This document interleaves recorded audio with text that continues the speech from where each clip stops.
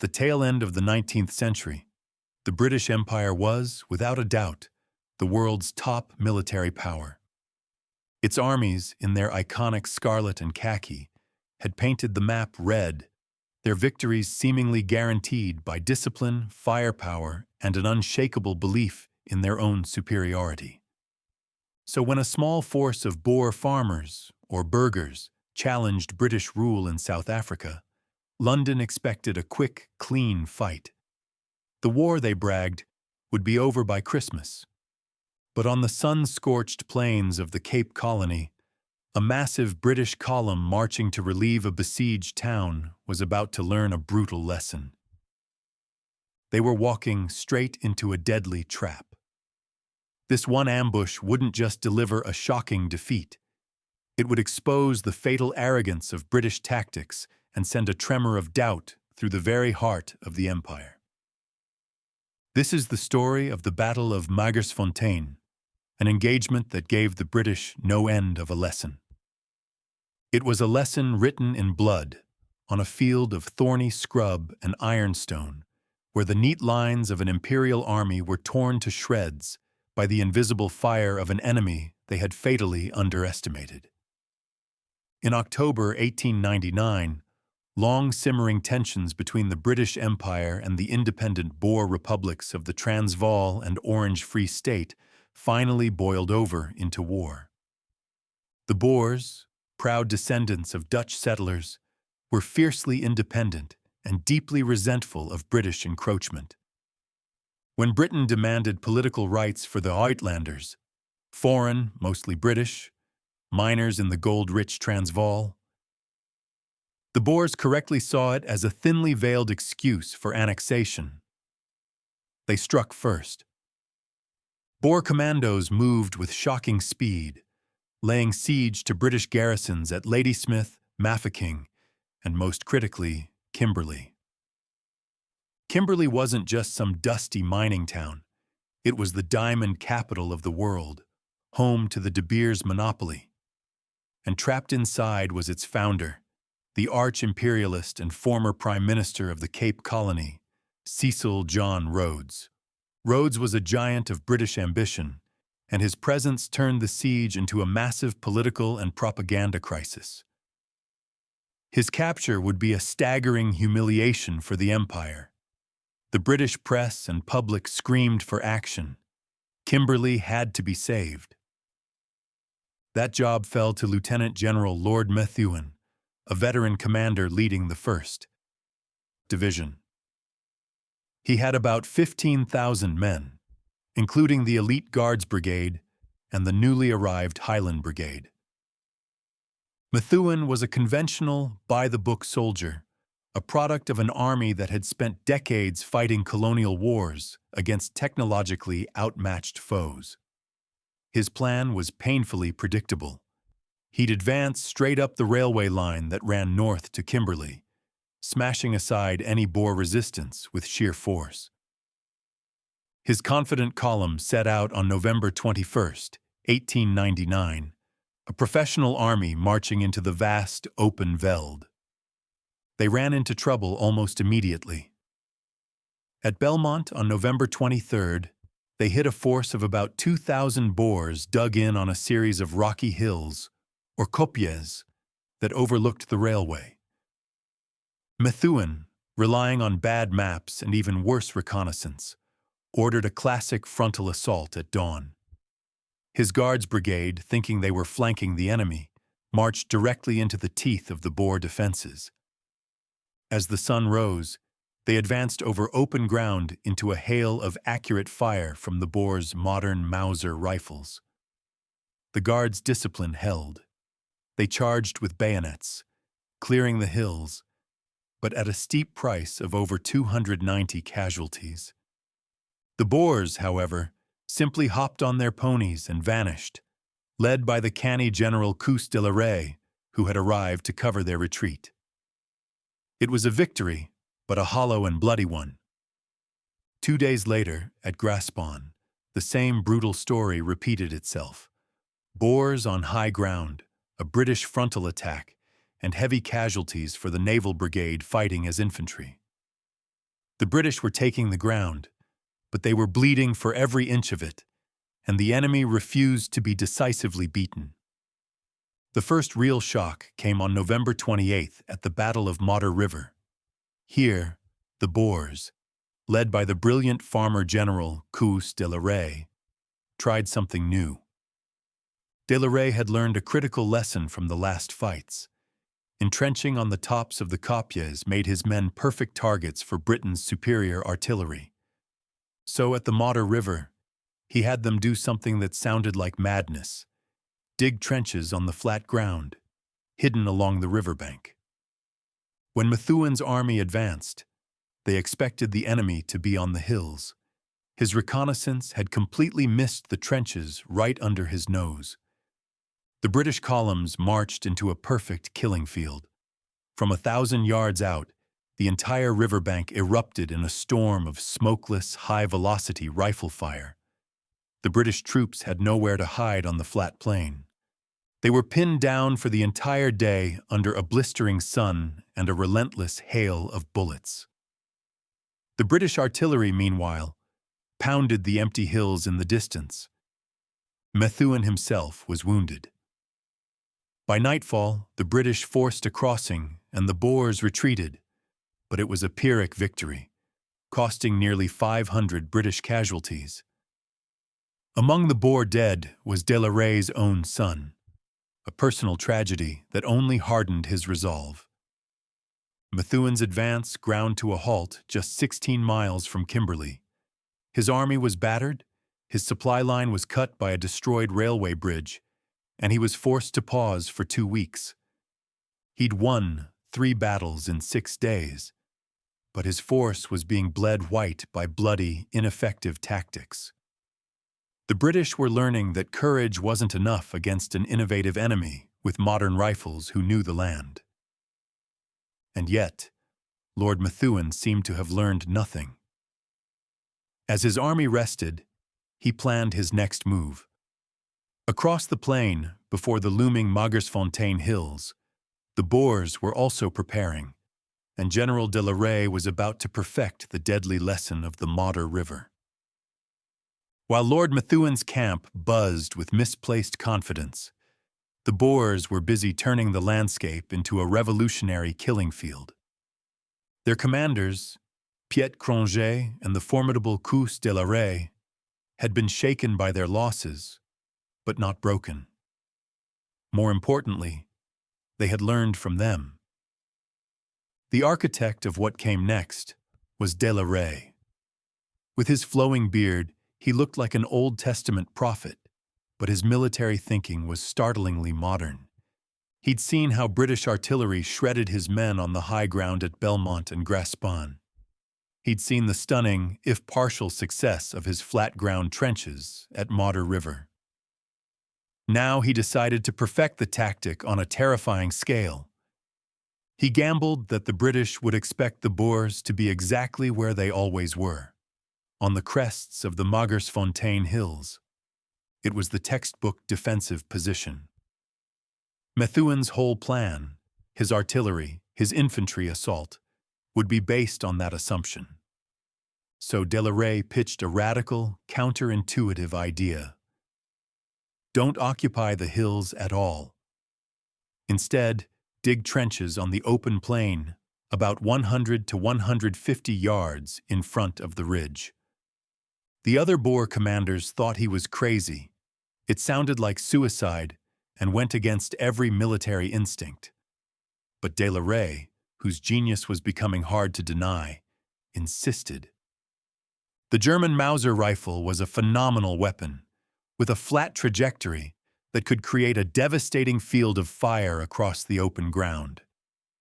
They could catch the British advancing in the open, with absolutely nowhere to hide. Piet Cronje, the overall commander, was finally convinced. For days, hundreds of Boers toiled under the African sun, constructing not just a simple line of rifle pits, but a sophisticated system of deep, narrow trenches. They were so well camouflaged with thorn scrub and stones that they were completely invisible from a short distance. They marked out ranges with white stones and even strung up wire fences with tin cans attached, a crude but brilliant early warning system.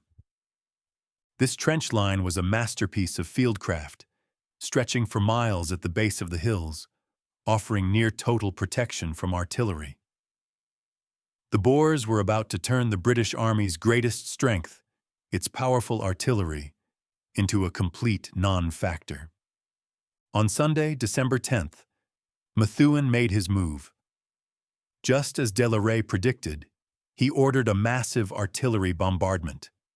For 2 hours, the British guns, including a huge 4.7-inch naval gun nicknamed Joe Chamberlain, hammered the slopes of Magersfontein Hill. The hillsides vanished in clouds of acrid green-yellow lyddite smoke. The noise was deafening. Methuen and his staff watched, satisfied they were softening up the enemy. But in the invisible trenches below, the 8,500 Boers waited, completely untouched. They listened as the shells screamed harmlessly over their heads and exploded on the empty slopes behind them. The bombardment wasn't destroying them, it was confirming that their trap was perfectly set. The British had no idea where they were. One Boer later noted the shelling's only effect was killing the 3 men foolish enough to stay on the hill. As darkness fell, Methuen felt confident. His patrols had been driven off by long-range fire, but he trusted his dangerously inaccurate maps. He believed the Boers were right where his shells had landed. His plan was brutally simple: a frontal attack. He would send his finest infantry, the prestigious Highland Brigade, on a night march to get into position. At dawn, they would storm the ridge.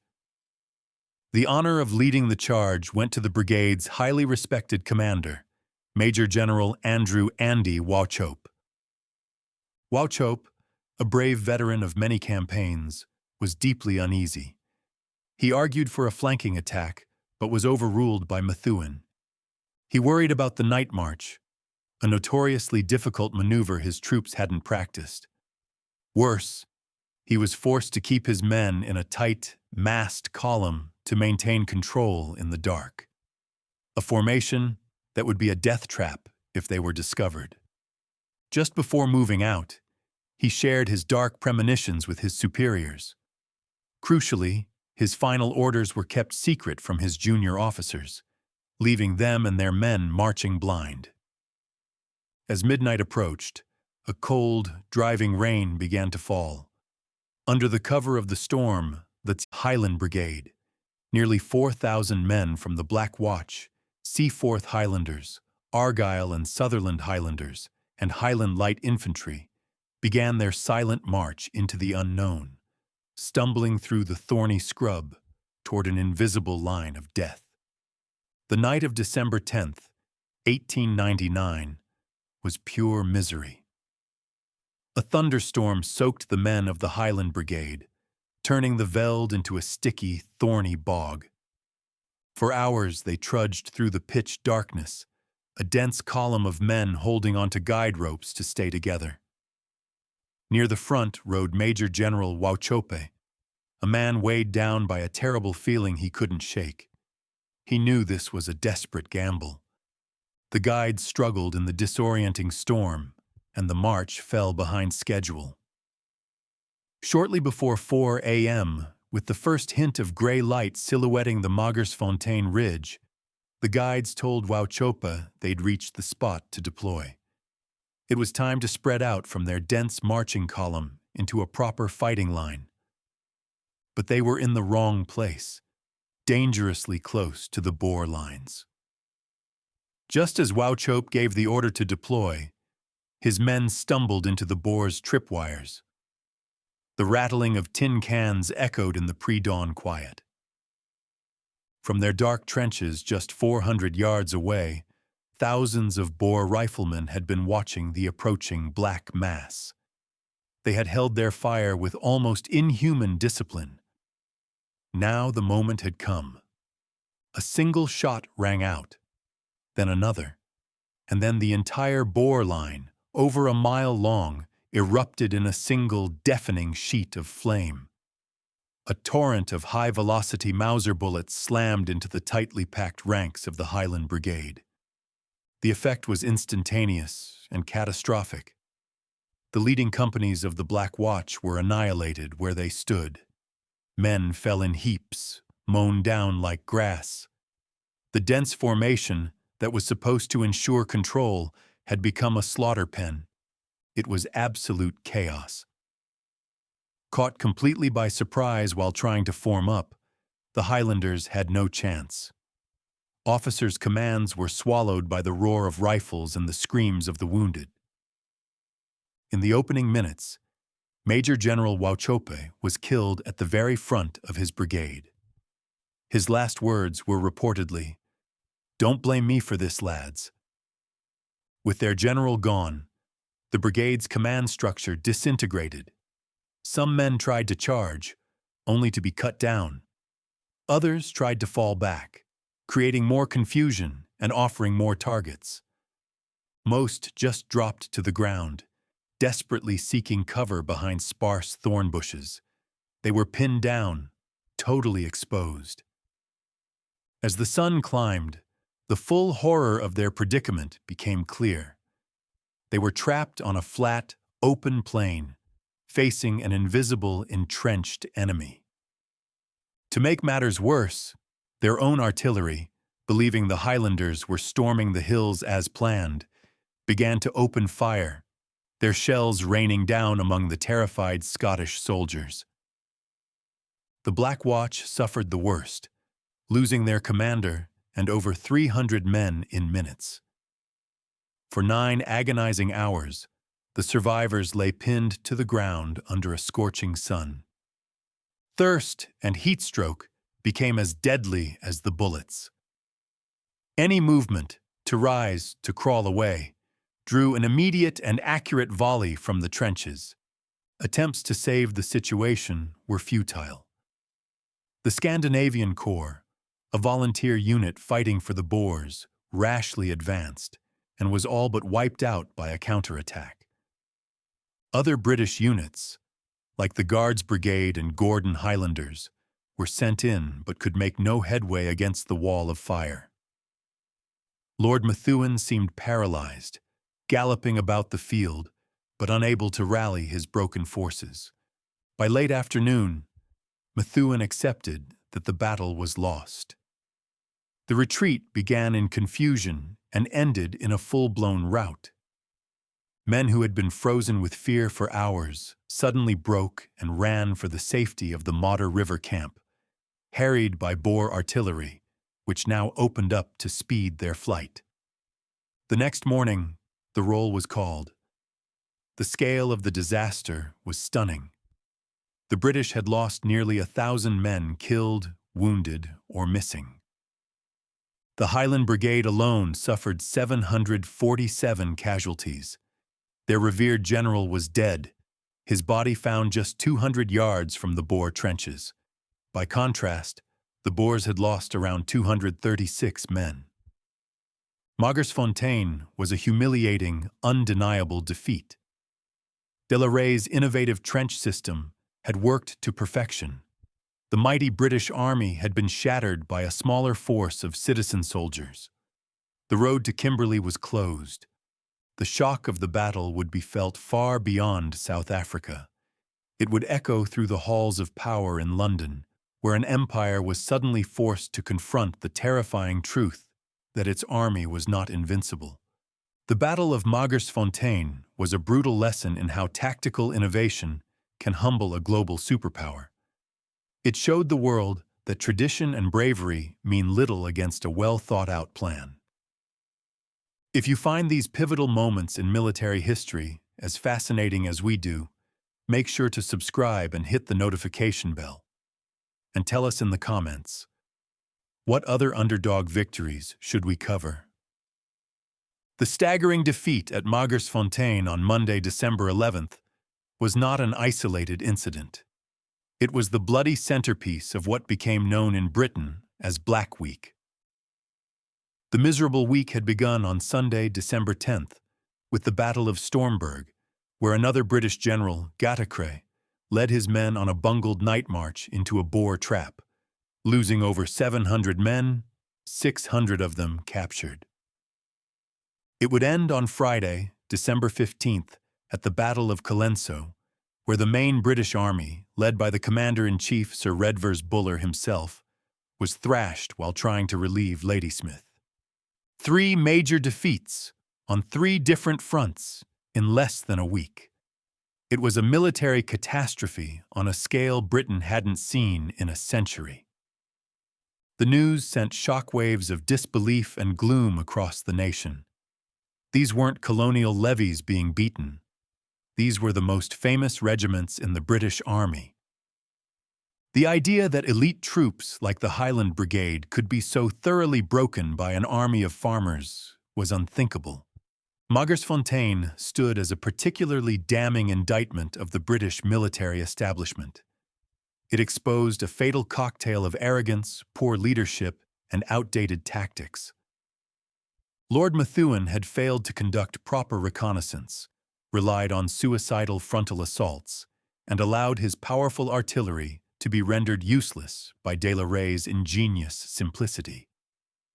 The battle was a showcase of how courage and discipline are no match for poor generalship in the face of modern warfare.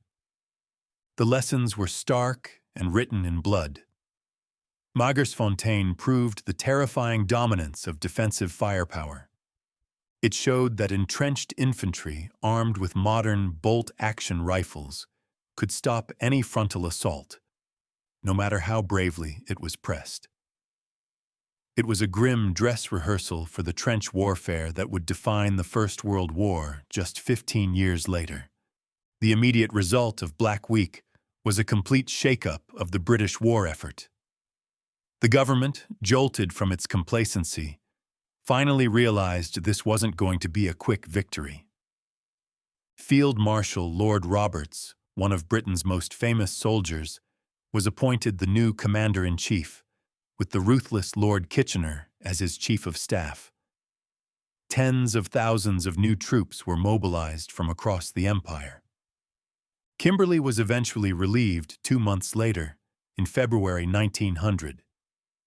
Tellingly, Lord Roberts achieved this not by another frontal attack, but with a wide flanking maneuver that simply bypassed the deadly Boer trenches, a silent admission that Methuen's approach had been a catastrophic failure. But the psychological damage was done. The swaggering confidence of the British Army and of the Empire itself had been shattered. The easy colonial victories were a thing of the past. The Boer farmer, lying invisible in his trench, had taught the world's greatest power a brutal lesson about the changing face of war. The ambush at Magersfontein wasn't just a tactical victory.